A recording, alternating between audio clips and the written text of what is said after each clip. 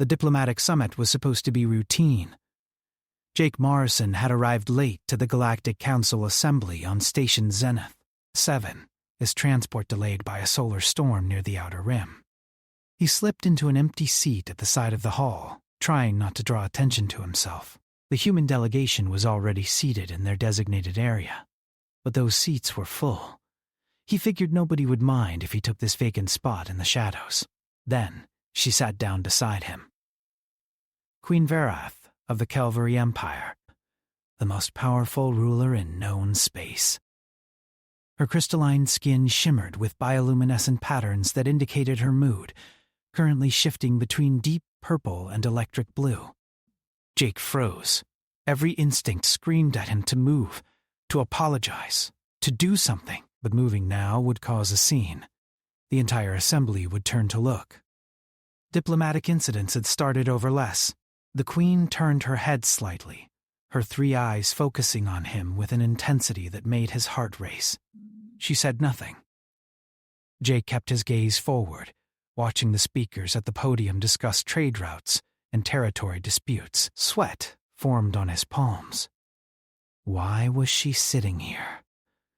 The Kelvari had their own section, lavish and elevated, befitting their status. Queens didn't sit in random seats. They especially didn't sit next to low-ranking human technicians who barely qualified for summit attendance. A Dracon ambassador was speaking now, his scaled throat vibrating with each word. Jake tried to focus on the translation coming through his earpiece, but his mind raced. Had he accidentally taken someone important's seat? Was this some kind of test? The Kelvari were known for their complex social games and political maneuvering. The Queen shifted slightly, and her arm brushed against his. Jake felt electricity run through his body, though he wasn't sure if it was fear or something else. Her bioluminescence flickered to a soft amber color. He'd studied Kelvari color patterns during his cultural training. Amber meant curiosity or interest. That couldn't be right. A message appeared on his datapad. Sender unknown, but with royal encryption markers. His stomach dropped as he opened it. Do not move. Do not speak. When the Vren delegation enters, stay absolutely still. Your life depends on it. Jake's blood ran cold. The Vren were raiders, barely tolerated at these summits. They'd been suspected of assassinations before, but never proven guilty. His hand trembled as he set the pad down. The Queen's colors shifted to deep red, spreading from her core outward. Red meant danger or protection mode. She wasn't sitting here by accident. She was using him as cover for something, or protecting him from something. Either way, Jake realized he'd stumbled into something far bigger than a seating mistake. The hall doors opened. The Vrin delegation walked in, their black armor absorbing the light around them. Jake's breath caught in his throat. The Queen's hand moved slowly, deliberately, until it rested on the armrest between them. Her fingers were positioned in a way that blocked his pad from view. Whatever was about to happen, there was no escape now. The Vren commander swept his gaze across the assembly hall. His species had no visible eyes, but Jake felt the attention like a physical weight pressing against his chest. The commander's head tilted at an unnatural angle, scanning each section methodically. Beside Jake, Queen Verath remained perfectly still, her colors now a neutral gray that matched the wall behind them. Jake understood. She was camouflaging them both, making them blend into the background. His human eyes couldn't detect the change fully, but he knew Kelvari could manipulate their bioluminescence to become nearly invisible to certain species. The question was whether it worked on the Vrin. The commander moved down the center aisle, his armored boots silent despite their size. 3 guards flanked him, their weapons visible but not raised. Technically, weapons were forbidden in the assembly hall. Technically, the Vrin didn't care about technicalities. Another message appeared on Jake's pad, this time from his own delegation leader, Commander Lisa Hayes. Morrison, what are you doing sitting with the Kelvari Queen? Get back to your section immediately. He couldn't respond. The Queen's warning had been clear. Don't move. Don't speak. The Vryn commander stopped at the podium. His voice resonated through the hall without any visible speaking mechanism, a talent unique to his species that always unsettled other races. The Vryn Collective brings concerns about human expansion into the disputed territories of Sector 9. Jake's mind raced. Sector 9 was nowhere near human space. Humans had 3 colonies in Sector 12 and mining operations in Sector 15, but Sector 9 belonged to the neutral zone, carefully maintained by treaty for the past 60 years. Why would the Vryn accuse humans of expansion there? Unless it was a lie designed to start something. Queen Varath's colors flickered once, so briefly that Jake almost missed it. A pulse of white light, then back to gray. He'd seen that pattern once in his training materials. It was a Kelvary signal, something like Morse code, but more complex. Unfortunately, he only knew 3 patterns, and this wasn't one of them. The Galactic Council moderator, a Thessian elder named Coordinator Vex, raised his primary appendages. The Vryn Collective may present evidence of this expansion. Without evidence, accusations cannot be entertained.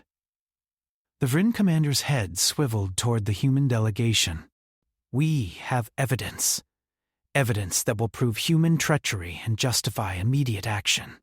Lisa Hayes stood up from the human section. The United Earth government categorically denies any presence in Sector 9. We request the Vryn present their so-called evidence immediately, so we can address these false claims. Good, Jake thought. Lisa was sharp and wouldn't let the Vryn steamroll them with baseless accusations. But something felt wrong about this whole situation. If the Vryn actually had evidence, real or fabricated, they would have presented it already. They were stalling, which meant the accusations were a distraction. Jake's eyes widened as realization hit him. The Queen knew. That's why she was hiding here with him. The Vryn weren't here to accuse humans of anything. They were here for something else entirely.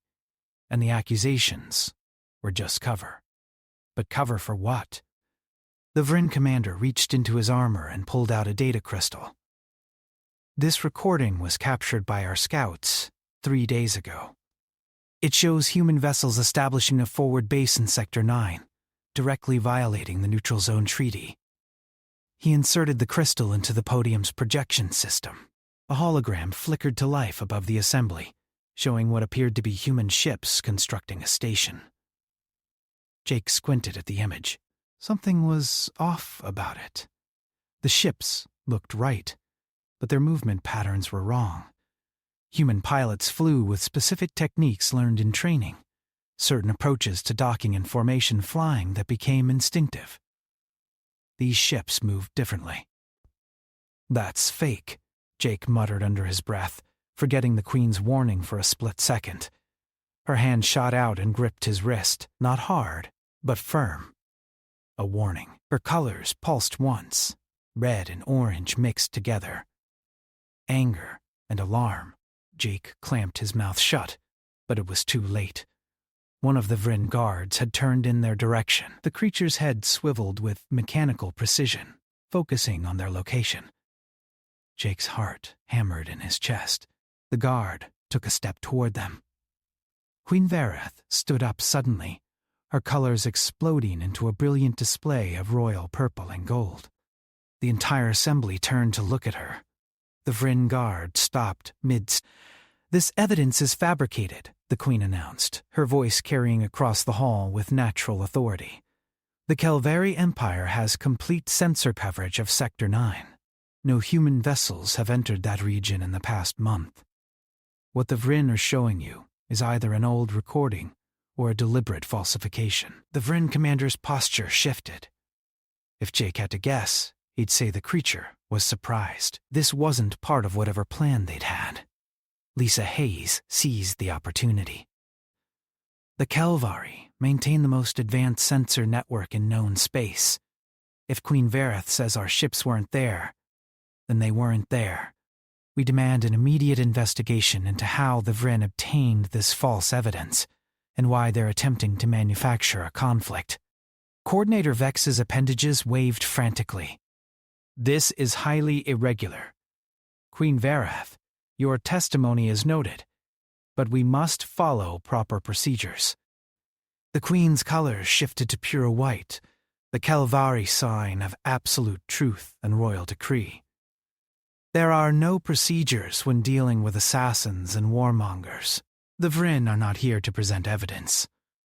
They are here to create chaos while their fleet positions itself for an attack on the Theshan homeworld.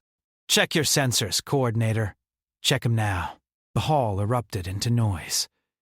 Delegates shouted questions, demanded explanations, called for order. Jake watched as the Vryn commander went completely still, a statue in black armor. The Queen had just exposed their entire operation in front of the entire Galactic Council, and somehow Jake had ended up right in the middle of it. Coordinator Vex's appendages flew across his control panel, accessing the station's deep space sensors. His expression, difficult to read on a Thessian face, shifted from confusion to horror in seconds. By the ancient stars. She's right. There's a Vryn battle fleet moving into position around Thessia Prime. 60 capital ships and twice that many support vessels. The assembly hall descended into chaos. Delegates scrambled for their communication devices, shouting orders to their security teams. The Theshan delegation rushed toward the coordinator's platform, demanding details and defensive options. In the confusion, Jake noticed the Vryn commander make a subtle gesture to his guards. Queen Varath grabbed Jake's arm and pulled him toward a side exit. Move. Jake didn't argue. They pushed through the panicking crowd, the Queen's royal presence causing other delegates to instinctively part around her. Behind them, Jake heard the distinctive sound of Vryn weapons powering up. Someone screamed. Energy fire crackled through the air, striking the ceiling and raining debris down on the assembly. "They're attacking inside the hall," Jake shouted over the noise. "That's insane. This is neutral ground." "The Vryn don't care about neutral ground when their plan is exposed," the Queen replied, shoving open an emergency door. "They needed the element of surprise. Now they'll try to eliminate anyone who can coordinate a defense." They emerged into a corridor that connected the main hall to the station's administrative wing. Alarms blared throughout Zenith. 7 red lights flashing in sync with the warning klaxons.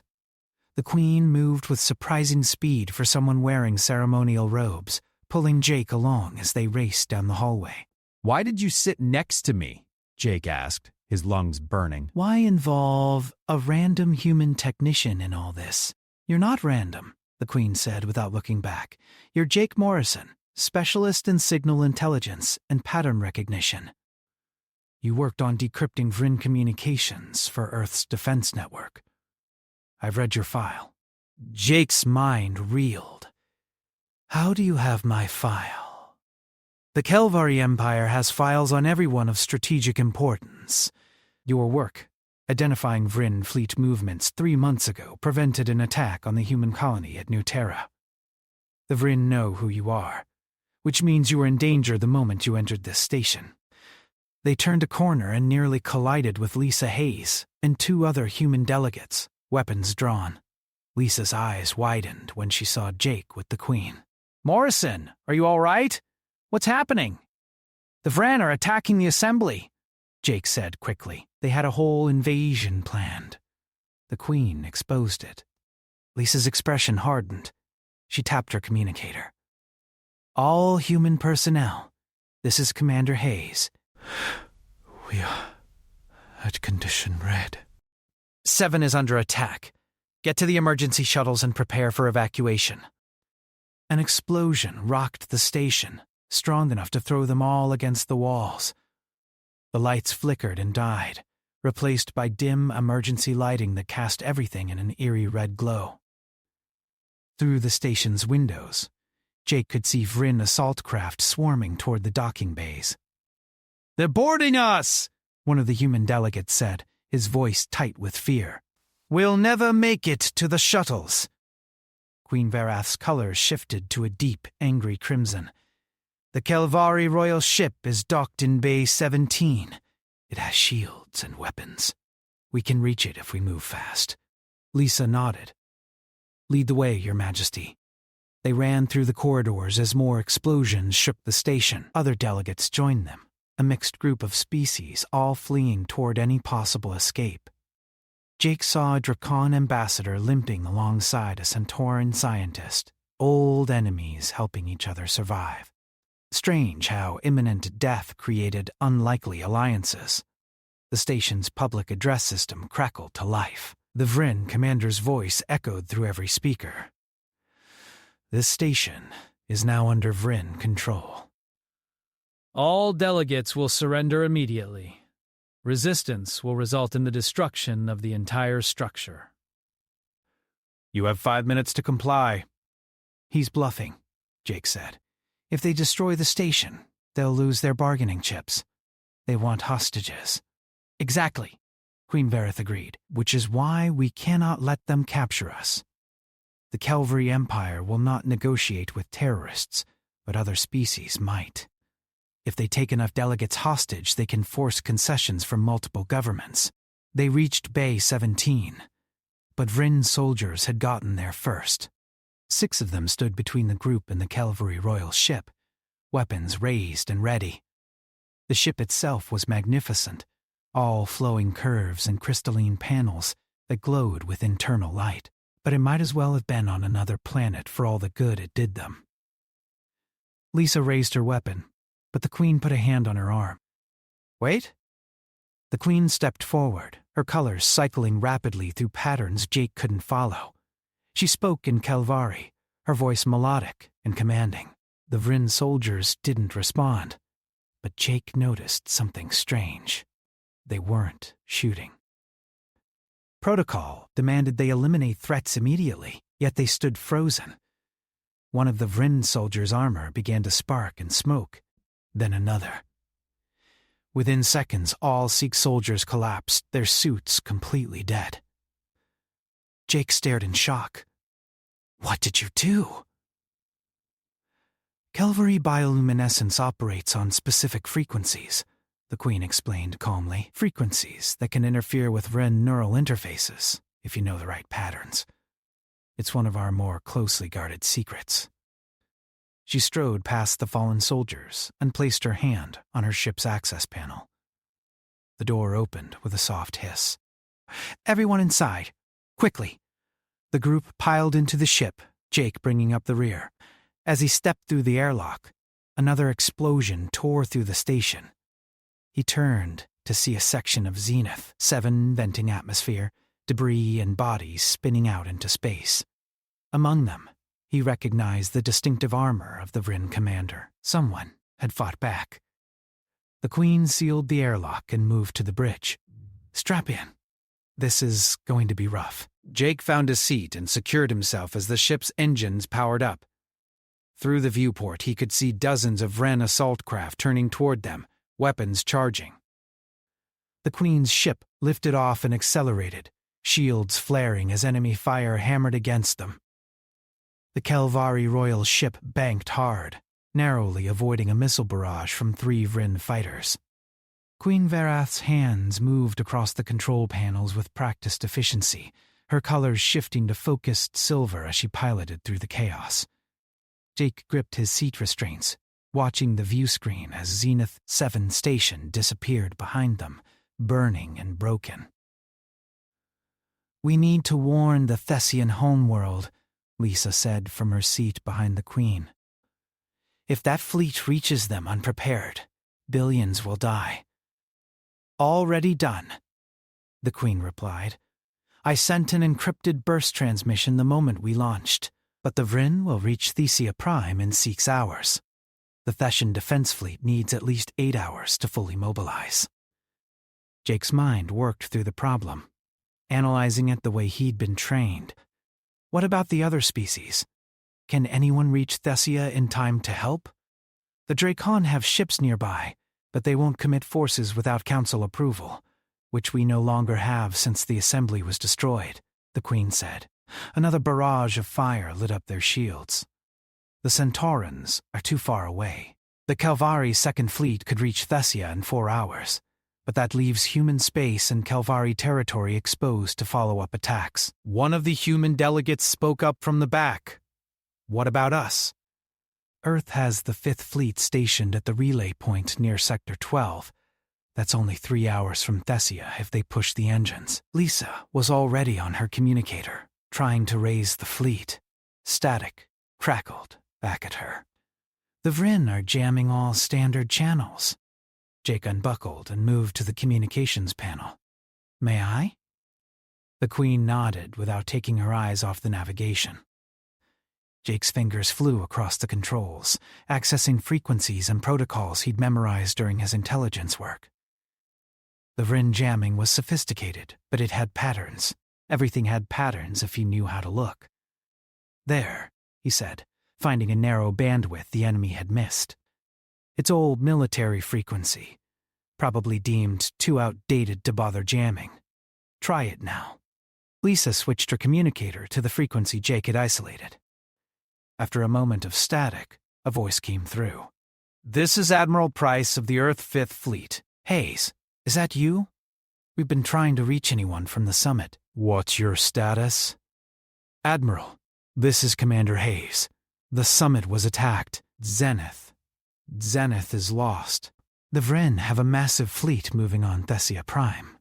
They'll arrive in 6 hours, and the Thessians can't mobilize in time. There was a long pause. Jake could imagine the Admiral weighing options, calculating risks, considering the political implications of committing Earth forces to defend an alien world without official authorization.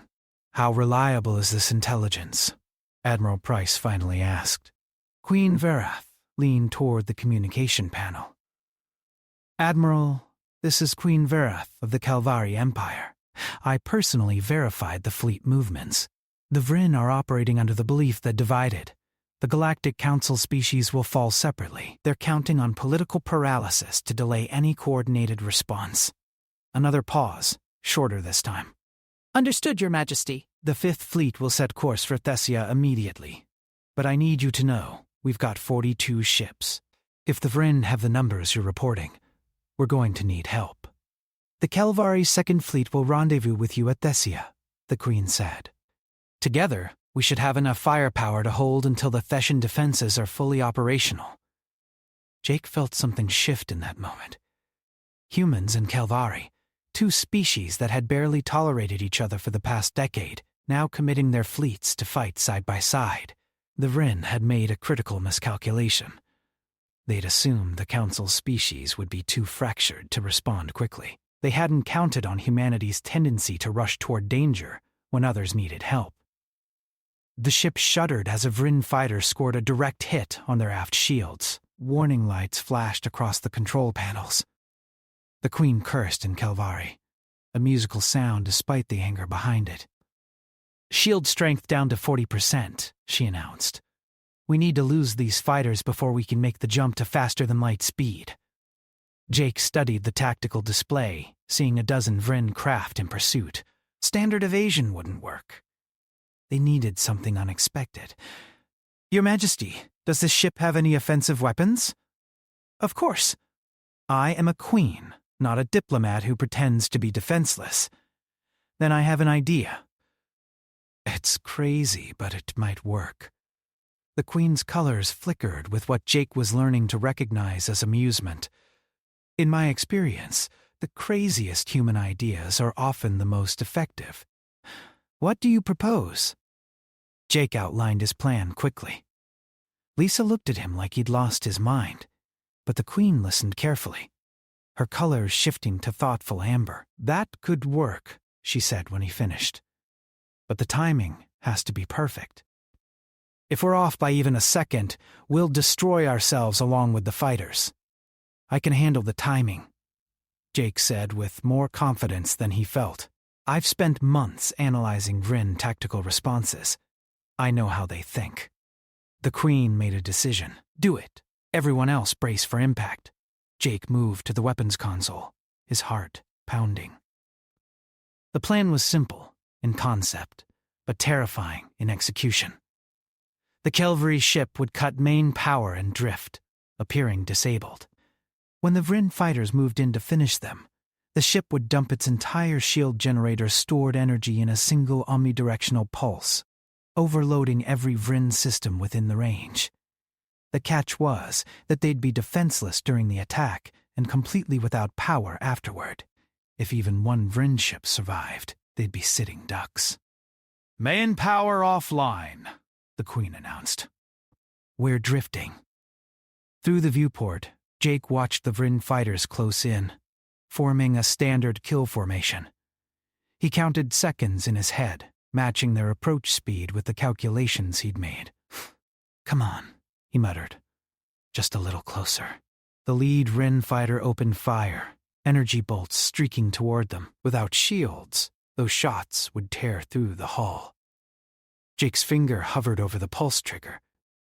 "Now!" he shouted. The ship's generators screamed as they released every joule of stored energy in a blinding wave of force. The electromagnetic pulse expanded outward like a miniature star going nova. Every Vryn fighter within range went dark instantly, their systems fried by the massive energy discharge.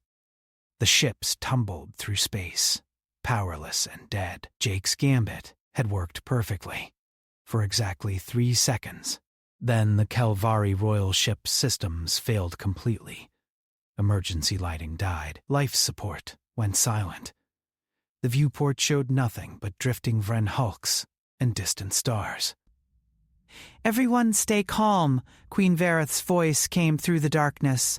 Her bioluminescence provided the only light, casting eerie shadows across the bridge. "Backup systems will engage in approximately 90 seconds. Lisa's communicator still worked, running on its own power cell. "Admiral Price, we've eliminated our pursuers, but we're dead in space. We need immediate pickup." "Negative, Commander. We're already at maximum burn toward Thessia. We can't break formation to retrieve you. I'm sorry." Jake felt cold, despite the ship's retained heat. They were stranded in space with no power, no propulsion, and no way to reach the battle that would decide the fate of billions. All because he'd suggested a plan that worked too well. "How long until backup power?" he asked. 30 seconds, the Queen replied, remarkably calm considering their situation.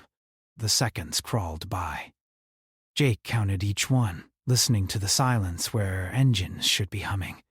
Around him, the other delegates whispered nervously in various languages. Some prayed to gods Jake had never heard of. Others simply waited. Finally, the ship hummed back to life. Lights flickered on. Control panels rebooted. The Queen immediately accessed the navigation systems, her colors flashing with concentration.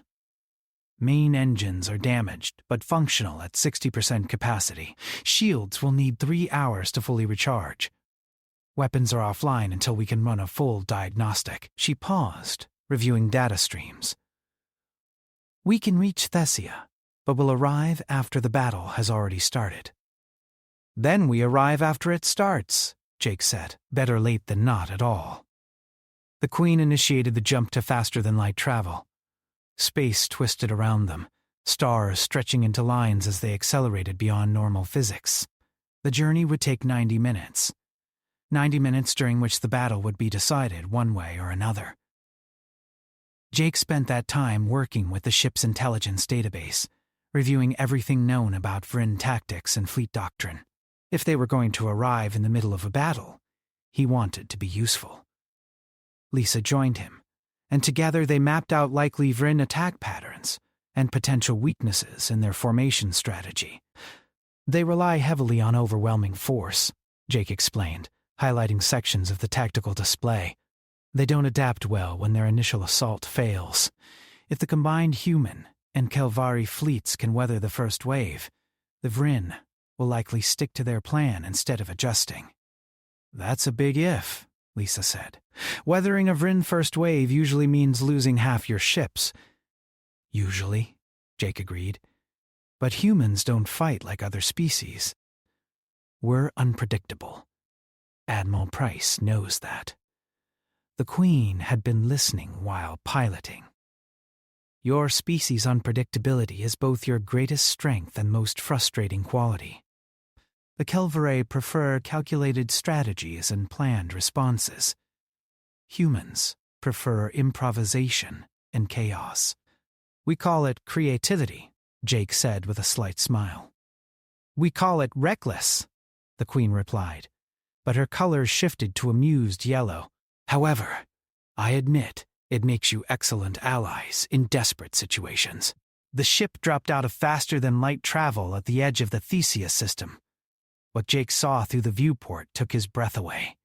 The battle had been raging for at least 30 minutes, and space was filled with fire. The Earth Fifth Fleet held the center, their ships moving in tight formation, covering each other with overlapping fields of fire. The Kelvari Second Fleet flanked them, their crystalline vessels dancing through space with impossible grace, shields flashing as they absorbed and redirected enemy fire. Together, they faced the Vrian Armada, and somehow, impossibly, they were holding. "Get me a tactical channel," the Queen ordered. Jake routed her through to both fleet commanders.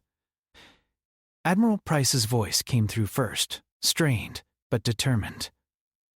"Your Majesty, good to see you're still alive. We could use that royal ship of yours. The Vryn are pushing hard on our left flank." "Acknowledged, Admiral. We're damaged but operational. Redirecting to support your position." The Queen's hands flew across the controls. "How long until Thessian reinforcements arrive?" 20 minutes. But that's 20 minutes we might not have. "They're throwing everything at us," the Kelvary Fleet Commander, Admiral Tresh, added her assessment. "We've destroyed 37 Vryn capital ships, but they still outnumber us 2-1. Our shields are holding, but ammunition is running low. This fight will be decided in the next quarter hour." Jake studied the battle, looking for patterns in the chaos.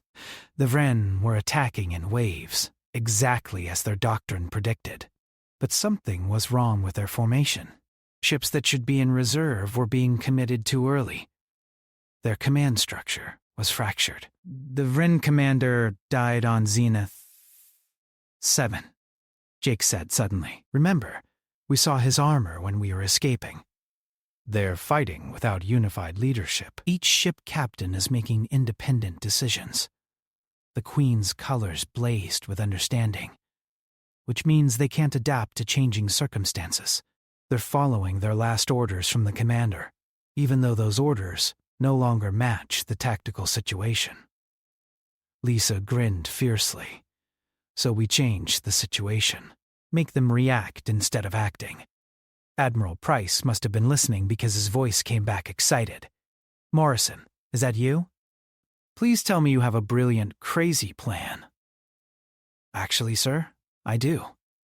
Jake outlined the strategy quickly. It required coordination between all three fleets, split-second timing, and a massive amount of trust. It also required the Vryn to behave exactly as their doctrine dictated, with no room for adaptation or creativity. It was the opposite of how humans fought, which made it the perfect trap. "Admiral, this could work," Lisa said, "but we need to execute it perfectly. No room for error." "Then we better not make any errors," Admiral Price replied. "All ships, this is Admiral Price. Prepare for tactical pattern, Morrison. 1. Execute on my mark." The three fleets began to move, shifting from defensive positions into an aggressive formation that looked suicidal. The Vryn, seeing what appeared to be a desperate all-in attack, committed their reserves to counter it. Exactly as Jake predicted. "Now," the Queen whispered, watching the Vryn ships move into position. "Mark," Admiral Price commanded. The human and Kelverae fleets split apart in perfect synchronization, revealing the Thessian reinforcement fleet that had arrived early and been hiding behind their formation. Fresh ships with full shields and weapons positioned perfectly to devastate the overextended Vryn forces. The Vryn tried to adapt, tried to pull back, but without central command, They couldn't coordinate. Individual captains made individual decisions, breaking formation, creating gaps in their lines. The Allied fleets poured fire through those gaps, tearing the Vryn Armada apart. It was over in 8 minutes. Jake watched the surviving Vryn ships retreat, limping away from Thessia with their fleet broken and their invasion shattered. Around him, the delegates erupted in cheers. Lisa was hugging the other humans, laughing and crying. Even the Queen allowed herself a moment of celebration, her colors cycling through victorious patterns of gold and silver. "We did it," Jake said, barely believing it. "You did it," the Queen corrected, turning to face him. "You recognized their weakness and exploited it. You brought 3 fleets together and gave them a strategy that worked. For a random technician who accidentally sat in my seat, you've proven remarkably capable." Jake felt his face flush. "About that, I never did ask why you were sitting in that particular seat." The Queen's colors shifted to mischievous purple. "Because I'd been informed a certain signal intelligence specialist would be arriving late and would likely take the nearest available seat. I wanted to meet the human who saved New Terra. I wanted to see if the reports about your analytical abilities were accurate." "This was all a test? It was an opportunity," she said. "The Vryn attack was real, but my interest in you was planned. The galaxy is changing. Jake Morrison. The old alliances are shifting. Species that never trusted each other, just fought side by side and won. Humans are going to play a crucial role in what comes next." Jake looked out at the stars, at the damaged ships, limping toward repair stations, at the debris fields that marked where brave beings had given their lives to protect a world not their own. He thought about Admiral Price committing his fleet without hesitation, about the Queen sharing her secrets to save them all, about the Thessians who would live because different species chose to stand together. "I'm just a technician," he said quietly. Queen Varath placed a hand on his shoulder, her bioluminescence warm and gentle. "You're a human, which means you're never just anything. Your species has a remarkable gift for being in the right place at exactly the right time and doing the impossible when it matters most. The galaxy is going to need that gift in the days ahead." She turned back to her controls, preparing to dock with the Thessian orbital station for repairs. "Besides, I may need a new advisor for human affairs, someone who understands both tactical analysis and the art of controlled chaos. Interested?" Jake looked at Lisa, who nodded encouragingly. He looked at the other delegates, representing dozens of species, all watching him with respect earned through shared danger. He thought about the battle they'd just won and the battles that would surely come. "When do I start?" he asked. The Queen's colors blazed with approval. "You already have."